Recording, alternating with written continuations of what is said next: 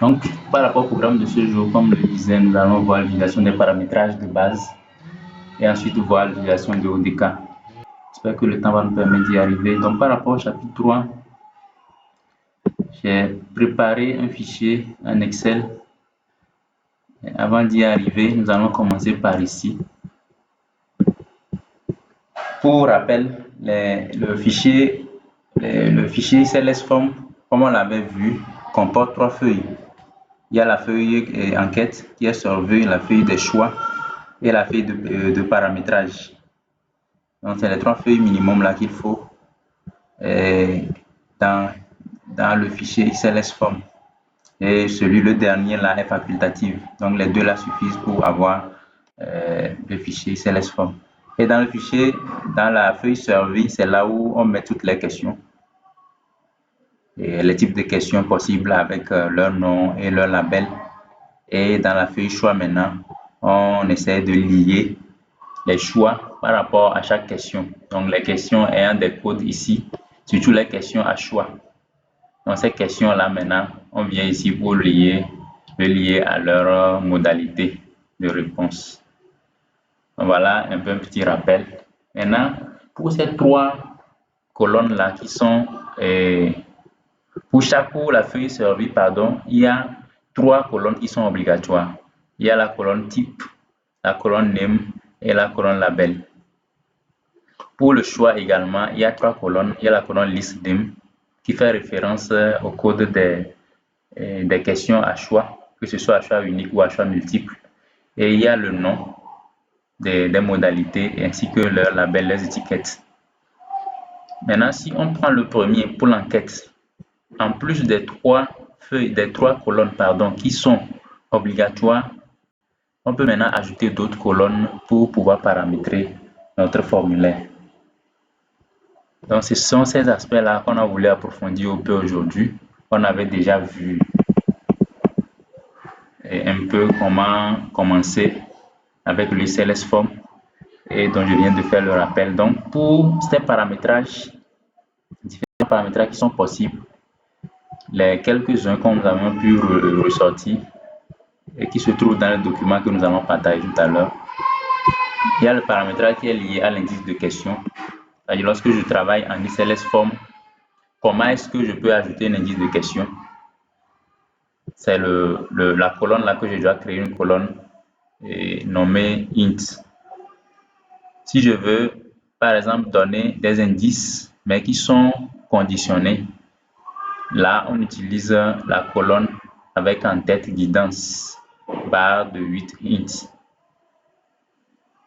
Si je veux, par exemple, paramétrer une réponse par défaut, la colonne portera le nom de default. Ainsi de suite, si c'est la logique de saut, c'est le relevant que je dois créer comme colonne. Si c'est les contraintes, c'est-à-dire les critères de validation, et en anglais c'est le constraint. Maintenant, quel message d'alerte il faut lier à ces contraintes-là? C'est la colonne là qu'il faut créer. Et la lecture seule, c'est le read only.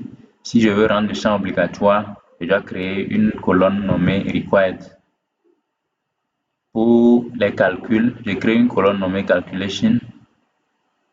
Pour les répétitions de groupe, on avait vu comment créer les groupes, comment les répéter, on avait vu ça. Maintenant, lorsque je veux le faire en CLS-Form, je dois créer une colonne nommée repeat.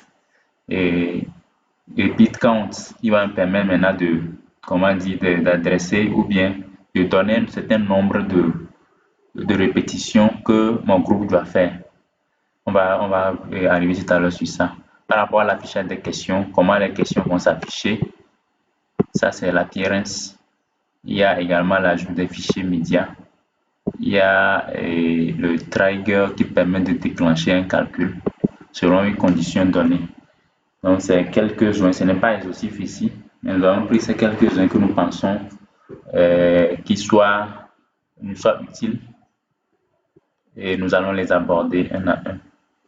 Donc, sans tarder, nous allons voir dans le fichier que j'ai préparé comment intégrer ces différents paramétrages-là. Donc ici, nous avions dans ce fichier-là la colonne name qui est ici, qui porte les types de questions, le nom des types de questions, et la colonne type, c'est ça, la colonne name qui porte leur nom et le label ici en français qui porte les noms des étiquettes telles que ça doit s'afficher. Maintenant, lorsque je vais faire une traduction, je commence par là. Je vais faire une traduction comme on l'a fait hier, ajouter une langue à mon projet. Je dois créer une colonne et au niveau de la première colonne qui était en français, au lieu de mettre label tout court, j'ajoute maintenant 2 fois 2 points et je mets le nom de ma langue et je mets le code entre parenthèses comme ceci. Le code qu'on avait vu hier pour les langues là, je le mets en parenthèse. Et là maintenant j'ajoute une autre colonne et je lui donne maintenant le nom de la deuxième langue que je vais ajouter et j'ajoute son code entre parenthèses. Donc le fichier là sera partagé pour servir de référence. Et là maintenant je fais les traductions ici maintenant. Au lieu de le faire en ligne comme on l'a vu hier, le faire en ligne comme on l'a vu hier, ici c'est beaucoup plus clair et beaucoup plus lisible. Donc ça nous permet de le faire directement dans le XLS Form. Donc ici j'ai commencé par traduire mais je n'ai pas tout traduit. Je n'avais pas eu vraiment beaucoup de temps pour traduire le reste. Mais j'ai traduit les 3 premiers pour me permettre de pouvoir le visualiser. Ça c'est par rapport à la langue ça. Donc on ajoute une colonne et maintenant au niveau des labels, on ajoute la langue et on ajoute le code en parenthèse. Donc je rappelle que pour les traductions, doivent se faire pour tout ce qui nécessite une traduction, que ce soit les indices de questions que nous avons vu tout à l'heure, il faut aussi les traduire, que ce soit les choix. Donc par exemple ici, par exemple dans le choix, je ne l'ai pas fait. Ici aussi, il faut revenir aussi, traduire aussi également les choix aussi. Ici maintenant, on va encore ajouter les 2 points, on met français et on crée un autre. On met label, on ajoute 2 points anglais et on traduit maintenant dans la colonne là comme ça. Jusqu'en bas, on traduit tout en anglais dans la langue qu'on veut ajouter. Maintenant, c'était pour ce qui concerne la langue. Maintenant, pour le paramètre suivant que j'ai ajouté ici, c'est repeat count. Le repeat count, permettez-moi de déplacer ça là ou de le faire disparaître même.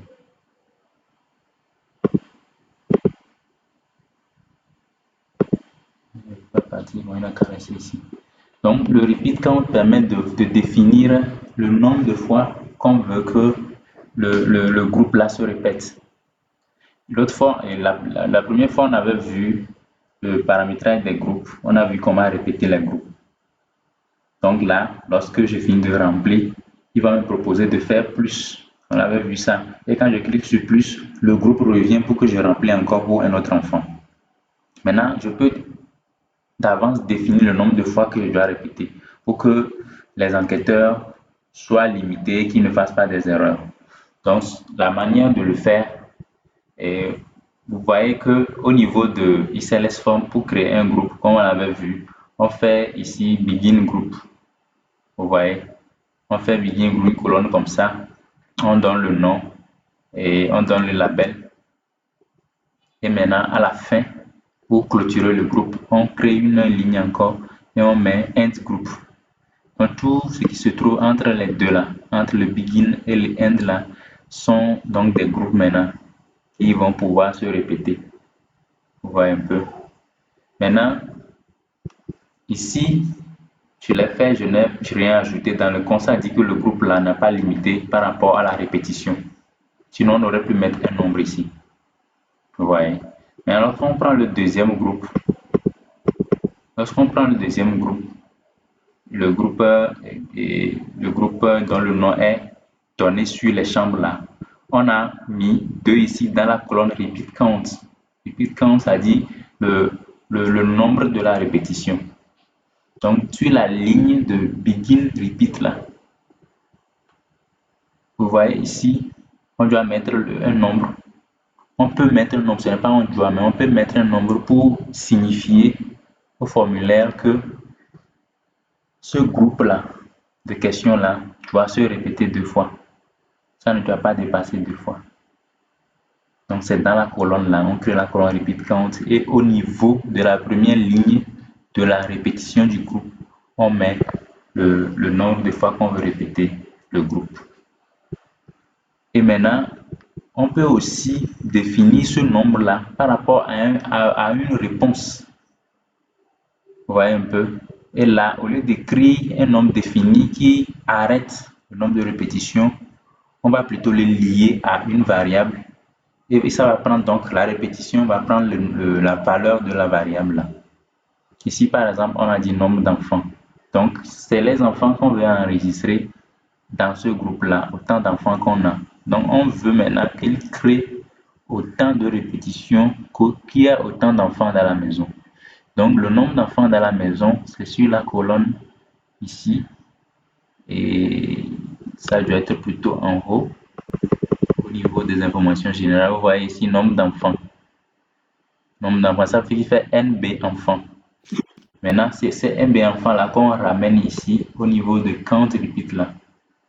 Et ça va être lié maintenant au nombre d'enfants qu'on aura. Et ça va nous créer autant de répétitions dans la question. Donc, on va, lorsqu'on serait dans la visualisation, on va mieux apprécier ça. L'autre paramétrage, c'est les calculs. Ça, on l'a déjà vu plusieurs fois. C'est d'ajouter une colonne calcul et on effectue maintenant les calculs. On regarde des questions où on veut faire les calculs. Ici, on l'a fait directement dans une question de type entier. Ici, on l'a fait dans une question de type calculate. Et là, ça veut dire que ça ne va pas s'afficher. Ça va calculer en arrière-plan. Et maintenant, on doit le rappeler. Maintenant, avec une question de type note. Donc ici, on veut calculer la surface de la chambre, par exemple. Ouais, donc, c'est là, à ce niveau. Il y a aussi une autre question, calcul qu'on a mis en bas, qui va nous calculer le moment où on se trouve et l'heure actuelle là, et la date actuelle. C'est le code là qui permet de le calculer. Donc, on va récupérer la date à laquelle, par exemple, on a essayé de prendre la température de l'enfant, par exemple. On récupère la date et l'heure là. On le maintient ici, comme ça, pour peut-être des analyses. Le paramétrage suivant, c'est le required, c'est-à-dire l'obligation, si les questions sont obligatoires ou pas.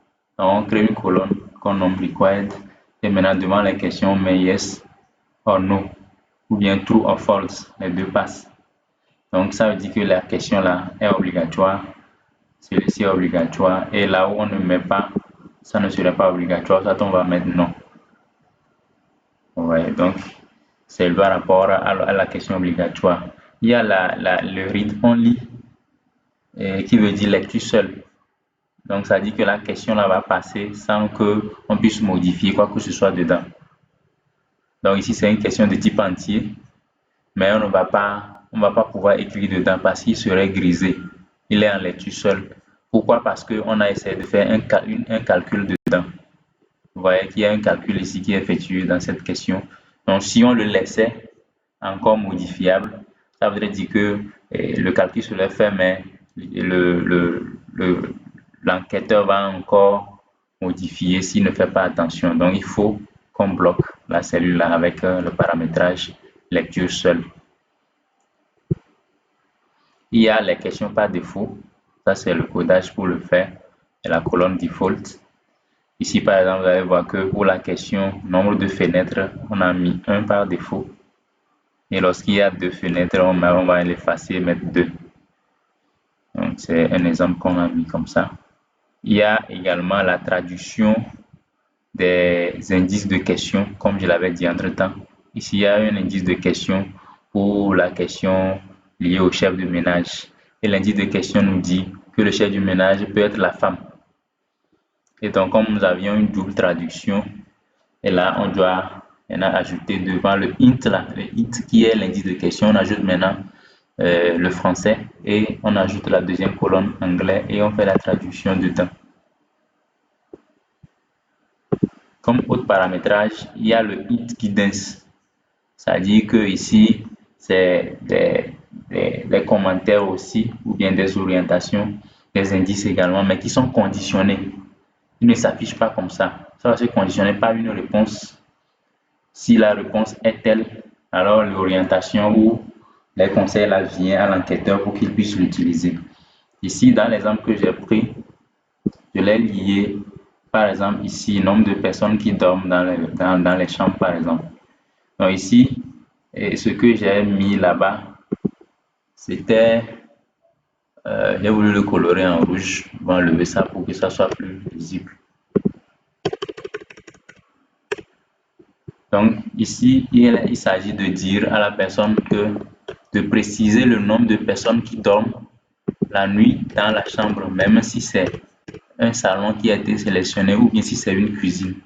Vous voyez, ça veut dire que l'orientation là va venir uniquement lorsque plus haut on a choisi comme réponse cuisine ou salon. Parce qu'on peut être tenté de dire qu'on ne dort pas au salon, mais l'enquête veut avoir toutes les informations aussi possibles. Et donc lorsque l'enquêteur va choisir ou le répondant va dire que la chambre là c'est un salon, faut pas que l'enquêteur soit limité de demander est-ce que les gens dorment ici. Non. L'orientation dit de demander est-ce que les gens dorment là-bas. Donc c'est lorsqu'on choisit salon que cette orientation là va s'afficher. Et le code là, on l'a mis dans relevant qui est le saut. Relevant là, c'est le paramétrage des sauts. Donc c'est dans cette colonne là, on a mis lorsque la question là va apparaître, ici la ligne là va apparaître lorsque et la réponse est égale à séjour ou cuisine, vous voyez. Donc c'est le code qu'on a mis dedans.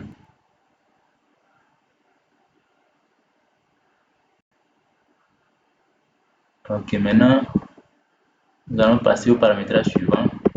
Donc on est presque à la fin. Il y a les contraintes qui sont les règles de validation. Par exemple, pour la question longueur de la chambre, et ici, comme contrainte, on a mis que la longueur ne doit pas dépasser 10, mais doit être supérieure à 1. Sinon, ce n'est pas une chambre, ça. Vous voyez, la largeur aussi, c'est la même condition. Donc, lorsque l'opérateur saisit, par exemple, 0,2, là, ça ne va pas passer. Lorsqu'il saisit 11, on va se demander si c'est une chambre ou bien c'est quoi.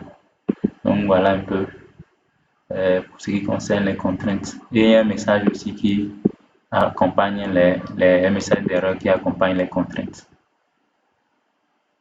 Et ici, c'est la traduction qu'on a encore fait. Comme on a dit, pour tout ce qui doit s'afficher, il faut traduire. Donc, il y a la traduction qui est encore faite ici. Il y a, pardon, l'affichage qui est l'appearance, c'est-à-dire comment est-ce que les questions vont s'afficher. Il y a cette option-là dans Kobo Toolbox. En XLS Form, c'est comme ça, il faut paramétrer la colonne. Et maintenant, on va choisir, il y a des codes qu'il faut mettre dedans. Ici, je n'ai pas eu le temps de le faire aussi. Par exemple, est-ce que la question, les options vont s'aligner? Est-ce qu'ils vont s'aligner horizontalement ou verticalement? Il y a des modalités qui permettent de le choisir. Et les autres paramétrages qui sont devant, on les a déjà vus. Il y a la vidéo, l'image et la photo qu'on a déjà vu. Le dernier que j'ai ajouté, c'est le trigger qui permet de déclencher un calcul, par exemple, va être déclenché uniquement lorsqu'une condition est vérifiée. Et là, l'application que j'ai pu trouver, c'est ici, par rapport à la prise de température. Donc, tout à l'heure, nous avions dit, vous voyez qu'on a mis que le calcul va s'effectuer uniquement lorsque on a rempli ici. Lorsqu'on a rempli cette question est remplie, automatiquement, le calcul va s'effectuer. On avait vu le calcul là tout à l'heure, qui est now là, ici. Ce calcul-là, c'est-à-dire qu'on veut prendre le temps, l'heure où on a pris la température de la personne. Donc, lorsque l'intéressé remplit en même temps la température, le calcul là s'effectue en même temps. Et ça s'enregistre, on ne peut plus le modifier. Ouais, donc c'est un peu ça. C'est son application également. Ici aussi, ça peut s'appliquer à ça aussi. Et l'intérêt à ce niveau, c'est que lorsqu'on va venir changer le nom de la personne, cette valeur aussi va s'effacer pour qu'on puisse la remplacer. Donc voilà un peu quelques paramétrages basiques que j'ai pu relever, que j'ai voulu partager avec vous. Donc, on passe en même temps à la visualisation. c'est beaucoup de choses, mais je vais partager le fichier pour que chacun puisse, chacun va le déployer, voir comment ça se fera fonction. Donc, pour aller vite, j'ai déjà déployé ça. Donc, on peut voir, vous avez, et là où on a mis les paramétrages, on peut les apprécier ici. Vous voyez déjà, il y a le groupe là qui est là, le premier groupe où on n'a pas mis de répétition. Et le groupe ci, on a mis répétition au niveau du groupe. Ici, on avait paramétré également les calculs. Voilà, c'est affiché. Le calcul de la surface aussi est là. On l'a calculé ici en arrière-plan et on l'a récupéré ici avec la note. Et qu'est-ce qu'on avait encore paramétré? Donc voilà un peu. Donc, tout ce qui est paramétré, on va l'apprécier dans la prévisualisation. On avait aussi paramétré la langue. Donc, on peut le voir avant même de le déployer. Déjà, vous voyez français et anglais qui sont là. Si on va dedans, si on va dans mise à jour, vous allez voir déjà que tout ce qu'on a fait en ICLS Form là, ça c'est comment implémenter ici. Maintenant, si on va dans la visualisation,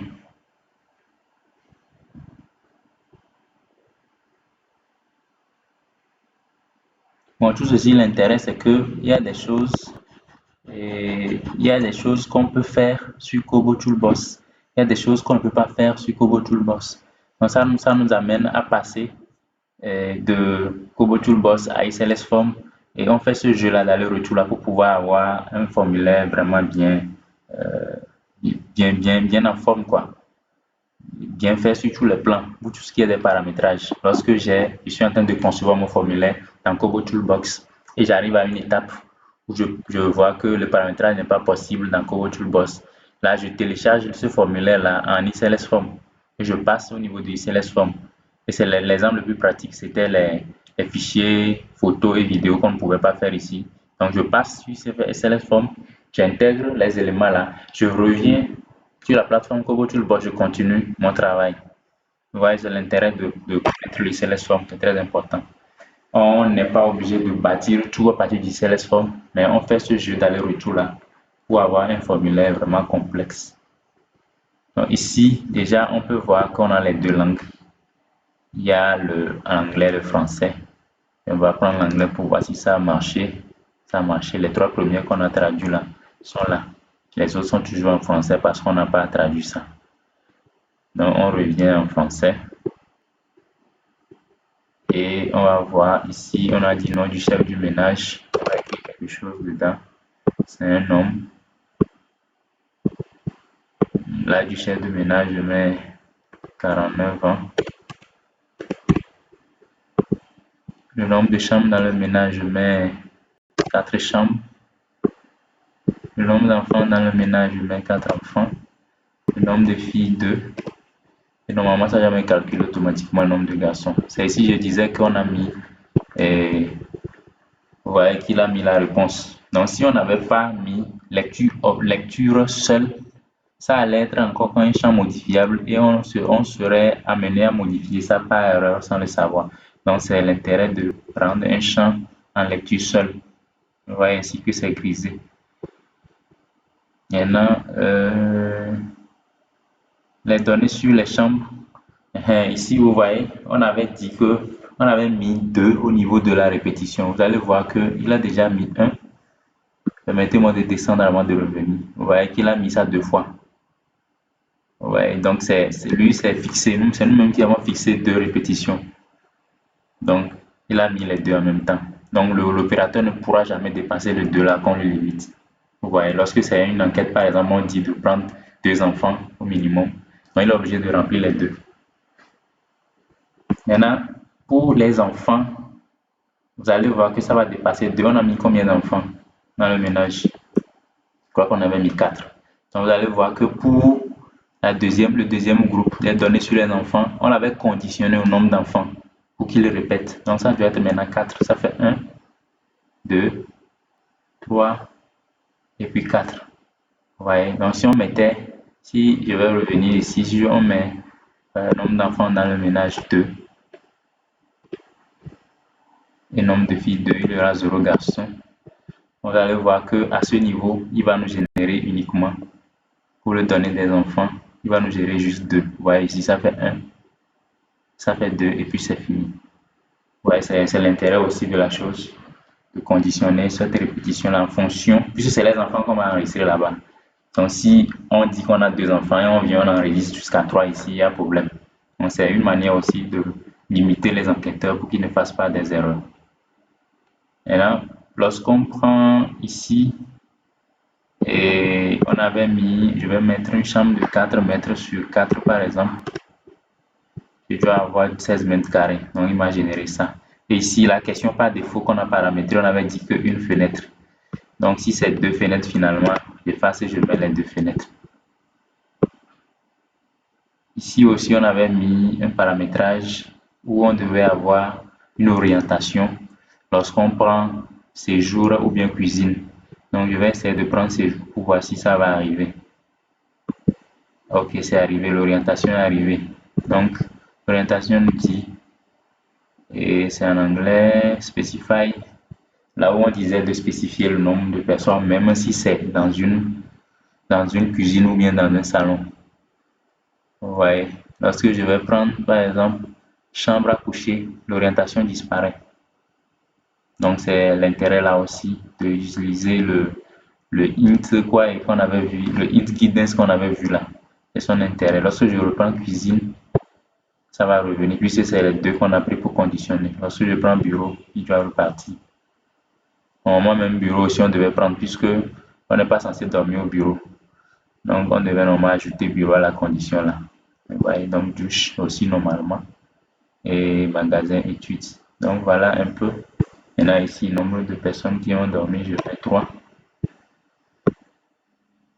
Et ainsi si je reprends en ordre au niveau des données des enfants. Donc là, je mets le nom de l'enfant. C'est une fille, son âge, 3 ans. Est-ce qu'elle fréquente une école? Oui. Et normalement, même on devait, si je prends non, ça devait disparaître. Donc on n'a pas conditionné ce passage-là. Donc je prends, et normalement c'est CI, normalement il devait faire. Et le nom de l'enfant, vous voyez, ça revient encore, ça va se répéter 2 fois. Et maintenant la température, pour ce qu'on avait dit, vous allez voir que lorsque je vais mettre en 8 degrés, par exemple, ça va instantanément inscrire l'heure à laquelle la température a été prise. C'est ça, et c'est marqué. Donc, c'est l'intérêt que je vois là-bas, c'est peut-être lorsque l'ASC est en train de faire une étude sur le terrain où il va prendre la température, il faut que l'heure à laquelle il a pris la température soit mentionnée. On ne va pas lui demander de le mentionner. Il va peut-être mentir, donc automatiquement où il inscrit la température, l'heure même et la date même sont en même temps inscrits. Il ne va plus modifier. Et maintenant ici, le nom de la personne âgée et quel âge a la personne la plus âgée. Donc 23 ans par exemple. Donc l'intérêt ici, c'est que lorsque on trouve une autre personne âgée, lorsqu'on vient changer le nom, ça efface automatiquement la donnée et pour ne pas oublier de changer l'âge aussi. Ok, voilà un peu, je vais m'arrêter.